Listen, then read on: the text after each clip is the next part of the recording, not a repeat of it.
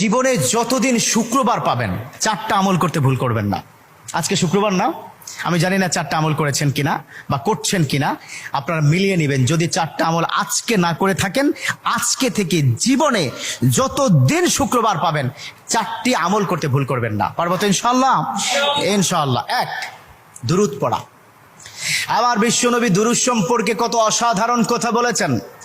একজন সাহাবা এসে বললেন, ইলা রাসূলুল্লাহ সাল্লাল্লাহু আলাইহি ওয়াসাল্লাম, ও নবী, আমি যদি আপনার প্রতি দিনের 1/3 ধরে দুরূদ শরীফ পড়ি আমি কি নিয়ামত পাবো?